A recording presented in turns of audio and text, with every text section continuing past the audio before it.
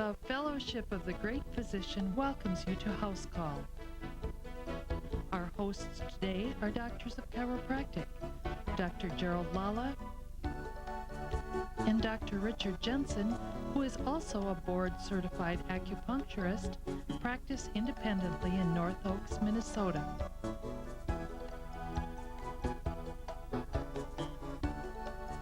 Let's join our hosts for today's program that will assist you in your quest for optimum health and well-being. Welcome to House Call. I'm Dr. Gerald Lala. And I'm Dr. Richard Jensen. Wonderful to have you with us on this dimension of House Call, Miracle Weight Loss Part 1. Wow, there must be a couple other parts then. And we're using the term because as doctors of chiropractic who practice science-based nutrition, not shotgun nutrition, try this, try that kind of thing, but we base all of our nutritional work on scientific diagnostic testing. And we have found what works in weight loss and what doesn't work, and so we're going to spend a couple programs doing that. And so we're going to talk about a couple questions first. Number one, do you want to lose weight? That's entirely up to you. You can if you want to. Number two, have you tried weight loss programs? Yes or no? All right. Number three, have you lost weight and regained it? And number four, would you like to lose weight? If you do, or if you want to maintain the weight that you have, if you're happy with the weight that you have, here are then some natural solutions to weight loss. Natural solutions to weight loss. None of this crazy wild stuff where you lose some weight and then gain it back. So now Dr. Jensen is going to discuss, as we begin, the benefits of weight loss. Let's look at, first of all, the research as it is in life expectancy. We find with all the drugs, nutrition, surgeries, things that are going on today, it's all driven by life expectancy and lengthening it. And we find where people, are living longer and longer. But what we find in the research is very, very difficult to find something that can extend somebody's life by a year. We can increase how we can increase the quality of life, but we have a very hard time increasing life expectancy. This is one area that has phenomenal results. 4, you can extend your life with losing weight if you are at presently obese. In fact, they find that for adult onset obesity carries a risk of shortening your life expectancy by an average of 9 years. So when I'm talking about where even getting 1 year of life expectancy, 1 year greater, is a huge thing, 9 years here is where it is. So this is just incredible news. When we're looking at it from a number of epidemiological long-term studies that are showing this. Also, we find that if you have a childhood onset of obesity, that carries a risk of shortening your life expectancy by an average of 16 years. Now, the thing is that they find in research is that if you have this obesity and you lose the weight and you keep it off, that you gain back that life expectancy of the 19 or 16 years respectively. So this is huge from that point. You're lowering that risk level down to 0 of what it used to be for a lot of these types of diseases that can shorten your life expectancy. So within this, there are lots of options, such as drugs or appetite suppressants to help us lose weight. There are starvation and forced fasts that that are part of losing weight. There's low-fat diets. There's high-protein diets and low-carb diets. And they all work to varying degrees if you stick with them. They all seem to carry with them that they work, in that they essentially make you think about your diet and make you think about your exercises. What you're thinking about that actually dictates what your future will be, actually. So let's go on to some of our helps in this. Calories do count. Dr. Lala? Calories do count, but we don't count them, okay? The diet approach that we're going to take and offer through this series has nothing to do with the pill. We have no program to sell you, but what we're going to talk about, we don't count calories, but all carbohydrates contain 4 grams per calorie. Protein contains 4 grams per calorie. Fat contains 8 grams per calorie. Therefore, we would think if we reduce our fat intake, we're going to have less calorie intake and we should lose weight. That does not always happen. Now, let's look at this a little bit further. There's the count the calories, meal replacement, and exercise. So a lot of people get out there and exercise like crazy. Some have meal replacement programs. There's a ton of them out there. And some are into counting calories, and they all end up with one dirty word called tedious. Now, calorie restriction, let's discuss that. CR, or calorie restriction, is an anti-aging strategy for reducing calorie intake by as much as 30% in an attempt to reduce aging. That's fine. But again, it's tedious and after a while very boring.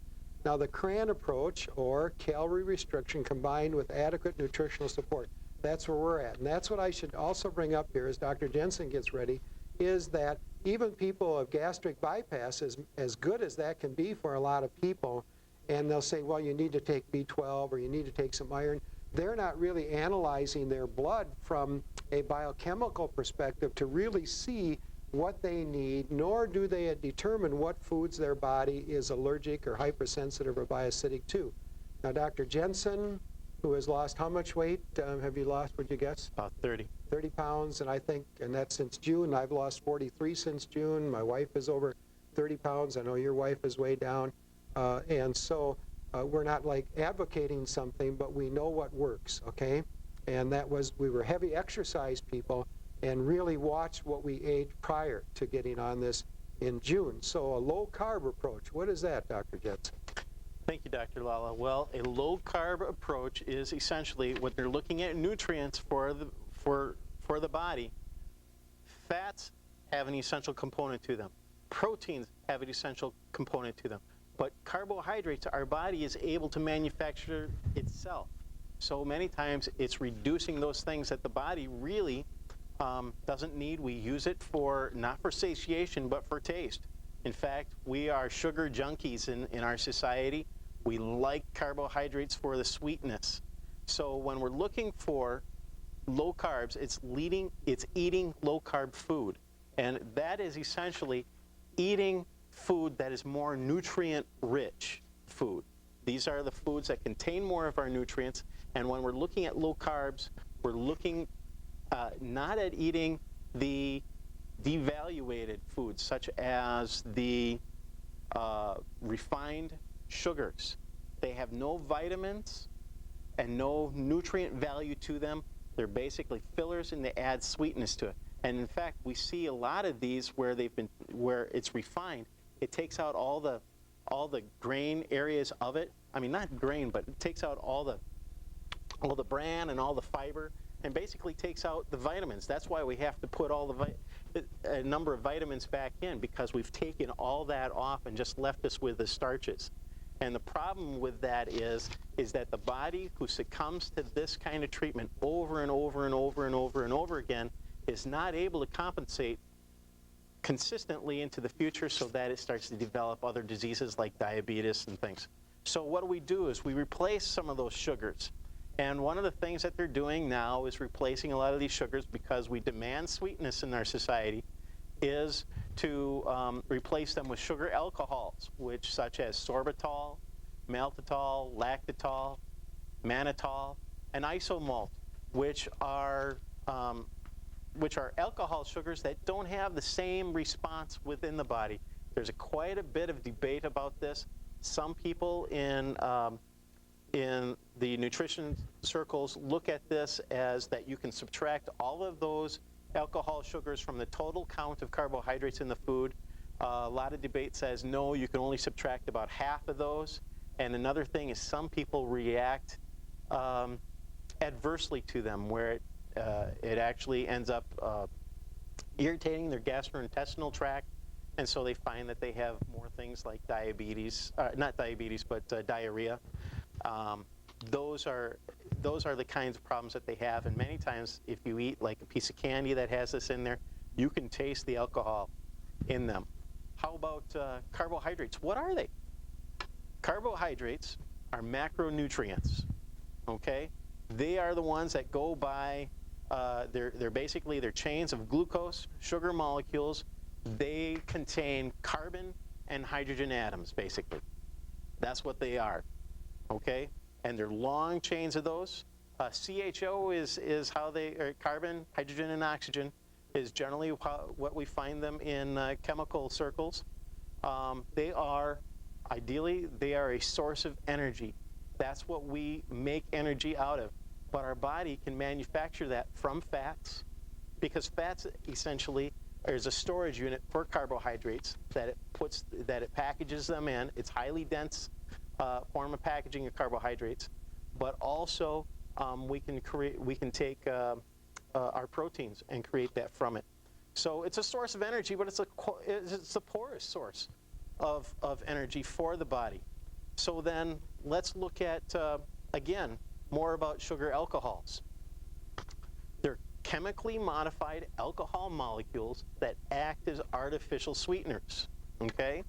They replace sugar with alcohol esters, which are metabolized differently in the body, less of an insulin response. And that's really what people are looking for, is less of an insulin response.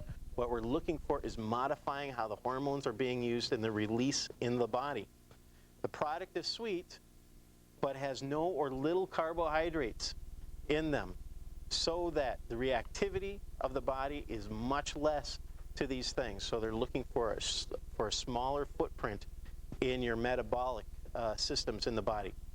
What we're looking at from a low-carb diet, or not no-carb, but low-carb, and generally when we choose our carbs, we choose the better carbohydrates.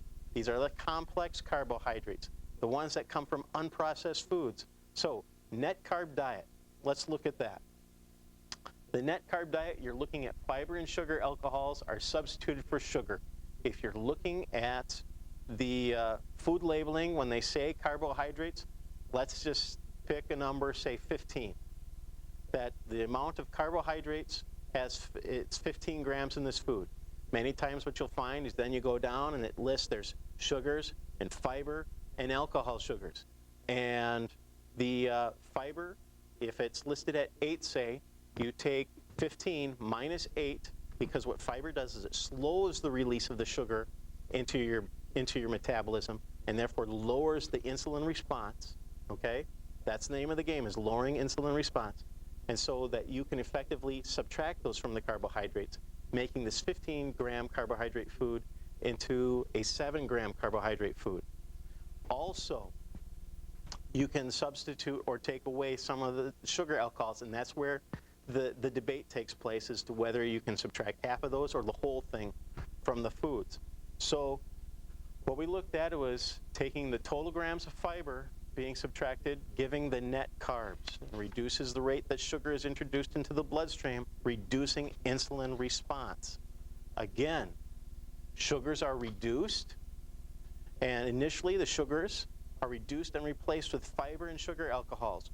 Preferably, the individual also reduces animal proteins, saturated fats, and bakery products in this order. Preferably the animal proteins, because those are the ones that have the high arachidonic acid many times, so we're looking at more of the lean meats as well. Take away the saturated fats, again, those are the cattle kind of fat. It works best in those who have blood-based scientific analysis of what foods they are bioacidic or biogenic to, as well as what vitamins and minerals their body needs. If you look at it, if you're ingesting foods that you're allergic to, it's going to stunt the amount of weight loss that you can have, because you're essentially starving the body and creating a whole thing where you're messing up its release. You're throwing your body into a panic, basically, by ingesting foods that are basically toxic for you. The body can only sustain that for so long, so you go off the diet. That's exactly right. So let's talk about aging or AIDS. What does that mean, AGE? Advanced glycanation end products. What is glycanation? It's the cross-linking of glucose or blood or sugar with protein molecules. Lowering carbohydrate decreases glycanation, so that is basically internal body aging. Okay? Now, glycanation is the cross-linking of glucose or sugar with protein molecules, which increases the advanced glycanation end products, or AGEs. causing oxidative stress, which is cellular oxidation or cellular aging. So many of these diets, and even if they're on a low-carb diet, and it's not being handled correctly, is going to increase aging within the body. And the body is going to do whatever it can to survive, and if that body is getting sick on the inside, it's going to force you to get off that diet.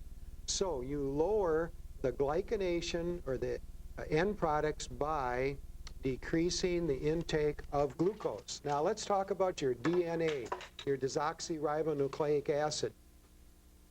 The receptacle of genetic information that builds our cells, that's the DNA.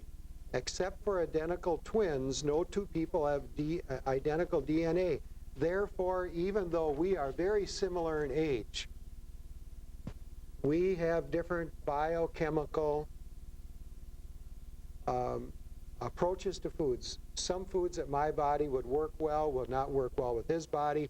Other foods that do not work well with his body work well with my body. So we have different responses to foods, and if we don't know what our internal biochemical reaction to foods is from a scientific blood analysis basis, then we're going to get ourselves in trouble. So now DNA, or positive influences on your DNA. How can you positively do things that will influence your DNA? Certainly a healthy lifestyle. Why should we spend time on that? Don't drink, don't smoke.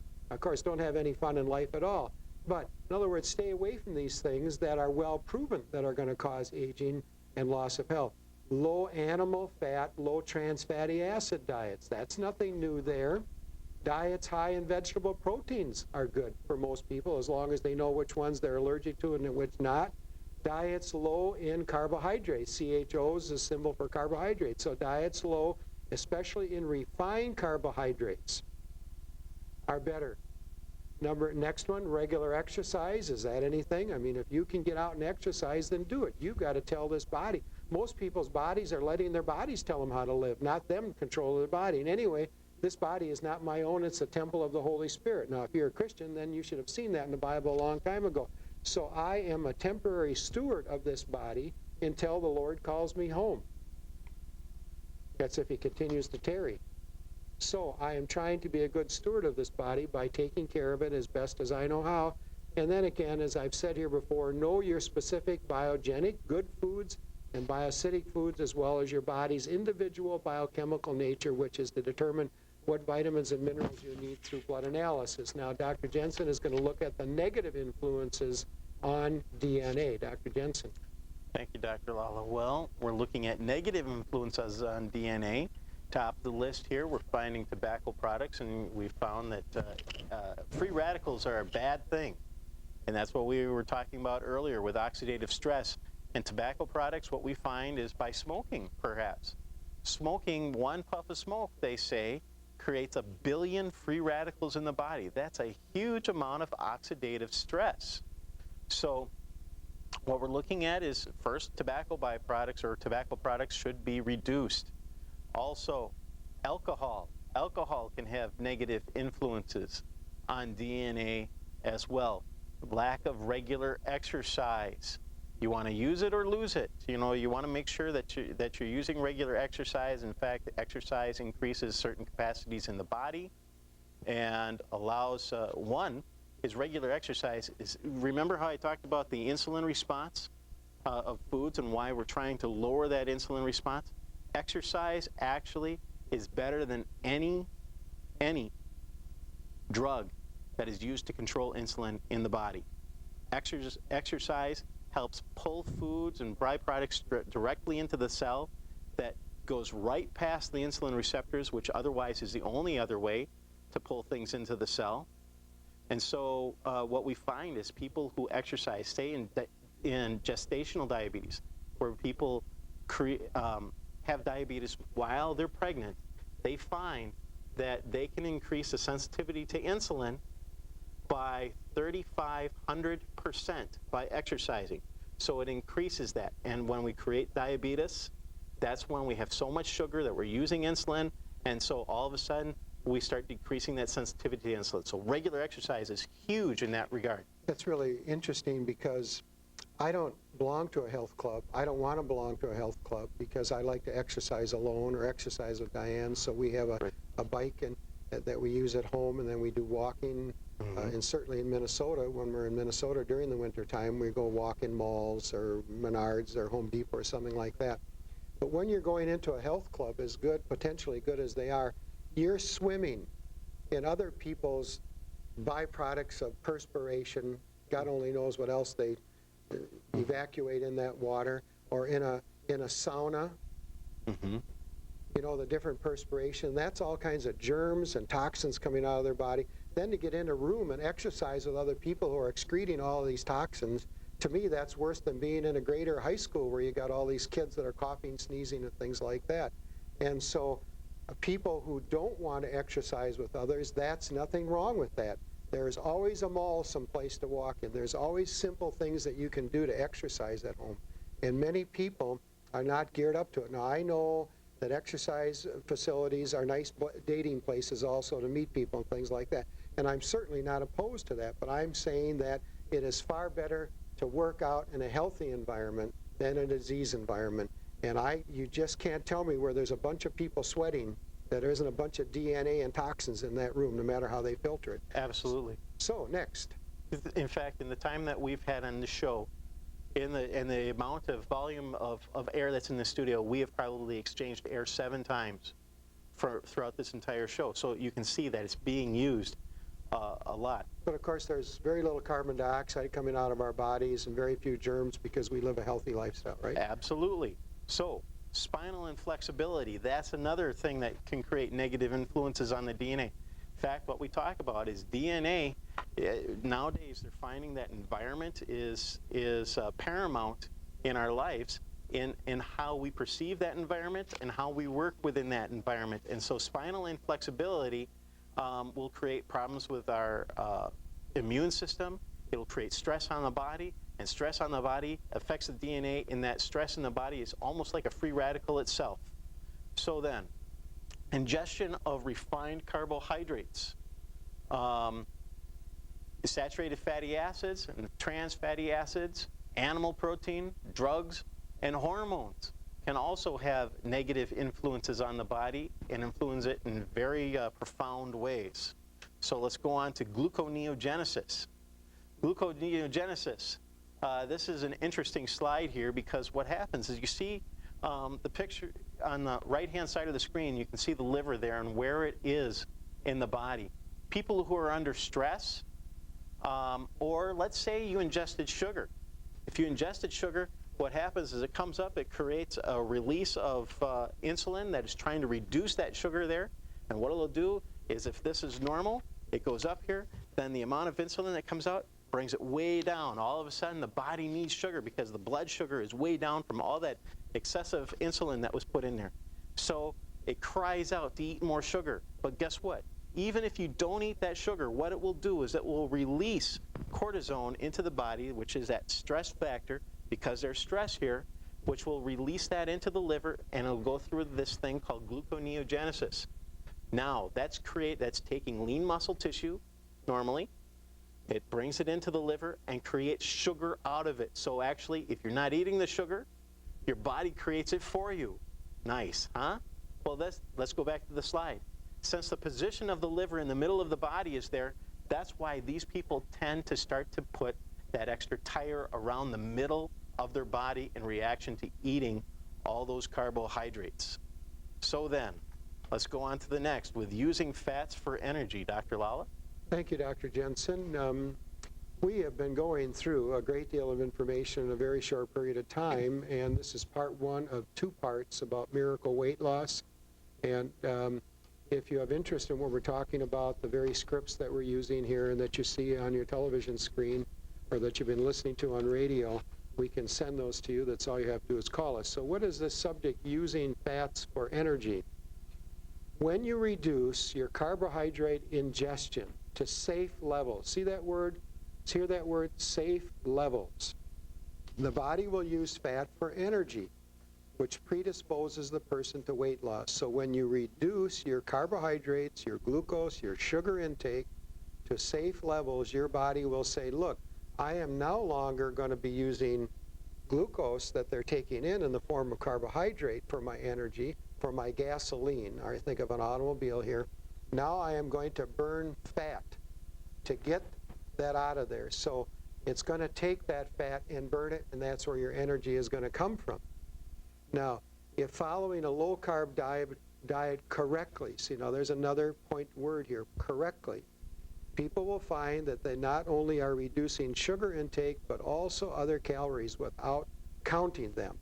Now, Dr. Jensen is going to take us to a little bit more detailed discussion about low-carb, low-yeast diet. And as he does that, remember that 70%, and when you have wheat, 70% of that wheat is carbohydrate. Okay? So, Dr. Jensen? Thank you, Dr. Lala. Well, really what we're after here is simple carbohydrates, simple sugars, processed carbohydrates, where that 70% has been preserved and put into your food, but the other 30% that's nutrient-rich and full of fiber and the things that you really, really need has been taken out. Why? Because if they take that out, it has longer shelf life. It's a thing about if you can keep a product fresher for longer, it means it's less expensive. So there's a huge drive for that. And you have to realize, you know, when we're talking about prescription drugs, they're talking about the lobbying that takes place with that. You have to realize that the food industry is 4 times greater in its lobbying than even the drug industry. It's a huge monster there. So to get positive changes made to your food, it has to take a huge change on what people are eating and what they're deciding to eat. It takes a decision on your part to change the food industry, because if you do, the food industry will change and come out with healthier products for you, okay? All right, so we're looking at that many people have unrecognized candidiasis, or yeast or fungus infections, which is involved in irritable bowel syndrome, okay? Very often the intestinal tissue allows yeast and fungus and other organisms, as well as toxins and antigens, to enter the blood, predisposing the individual to systemic infections, headaches, chronic back, joint problems, allergies. In fact, candidiasis causes a number of things. If you're having foggy thinking and it's just really hard for you to get along mentally, you have to realize that yeast and fungus, as they bloom in the body, they release up to 70 neurotoxins. Think about that in your mental function. If you want a list of these types of symptoms, you know, call and ask for that as well. We have that kind of information. We can send that to you as well. So the low-carb diet is largely free of bakery products and other foods containing yeast. Therefore, many other yeast-related health problems clear up. Another thing to note is that a lot of yeasts and fungal infections feed off of simple sugars. So by reducing the amount that you take of the simple sugars, actually starts to starve these things and make it harder for them to grow in the body. Dr. Lala? Wonderful. Well, we've got through part 1 of Miracle Weight Loss, and on our next program we're going to do part 2. And you can lose weight if you want to, and you can do it naturally, and you can keep it off if you want to, and that's what we're about here today. So we'll see you on part 2. The Fellowship of the Great Physician, through its School of Health and Healing, provides classes each Thursday evening. The primary focus of these classes is biblically based spiritual health and healing, with a brief teaching on physical health and healing. There is no charge or registration fee for these classes, but a free will offering is received. For further information on the School of Health and Healing, class time and location, or the topics discussed on today's program, contact us at the Fellowship of the Great Physician in care of Dr. Lala or Dr. Jensen at 200 Village Center Drive, Suite 100, North Oaks, Minnesota, 55127, or telephone us at 651-484-8521. Thank you for joining us today.